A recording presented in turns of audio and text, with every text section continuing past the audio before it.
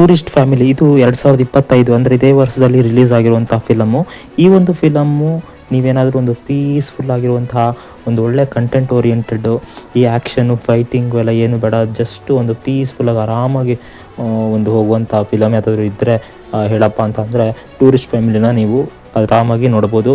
ಯಾಕೆ ಅಂದರೆ ಈ ಒಂದು ಫಿಲಮು ಕಂಪ್ಲೀಟಾಗಿ ಒಂದು ಕಂಟೆಂಟ್ ಓರಿಯೆಂಟೆಡ್ ಆಗಿ ಒಂದು ಕಾಮಾಗಿ ನಡೆಯುತ್ತೆ. ಒಂದು ಸ್ಟೋರಿ ಲೈನ್ ಏನು ಅಂತಂದರೆ, ಇಲ್ಲೀಗಲ್ ಮೈಗ್ರೆಂಟ್ಸು ಅಂದರೆ ಶ್ರೀಲಂಕಾದಲ್ಲಿ ಏನೋ ಒಂದು ಸ್ವಲ್ಪ ಇಶ್ಯೂ ಆಗಿರುತ್ತೆ ಅಂದ್ಬಿಟ್ಟು ಇಲ್ಲೀಗಲಾಗಿ ಇಂಡಿಯಾಗೆ ಬಂದು ಯಾವುದೇ ಒಂದು ಡಾಕ್ಯುಮೆಂಟ್ಸ್ ಇಲ್ಲದೆ ಇಲ್ಲ ಹೇಗೆ ಜನರ ಜೊತೆ ಬೆರೆಯೋದು, ಅದು ಇಲ್ಲಿನ ಭಾಷೆ, ಇಲ್ಲಿನ ಒಂದು ಲ್ಯಾಂಗ್ವೇಜ್ ಗೊತ್ತಿಲ್ಲದೆ, ಸರಿಯಾಗಿ ಇಲ್ಲಿನ ಲ್ಯಾಂಗ್ವೇಜ್ ಗೊತ್ತಿಲ್ಲದೆ ಹೇಗೆ ಬೆರೆಯೋದು ಸುತ್ತಮುತ್ತಲಿನ ಜನರ ಜೊತೆಗೆ ಅನ್ನುವಂಥ ಒಂದು ಸರಳ ಕತೆ ತುಂಬ ಚೆನ್ನಾಗಿ ತೋರಿಸ್ಕೊಟ್ಟಿದ್ದಾರೆ.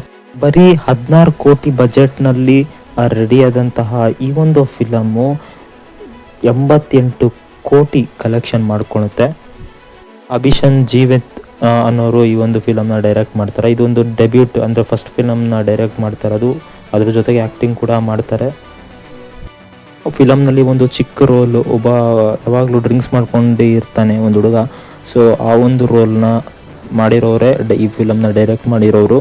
ಸೊ ಫಿಲಮ್ ನೋಡಿರೋರಿಗೆ ಗೊತ್ತಾಗುತ್ತೆ ಯಾವುದು ಅಂತ.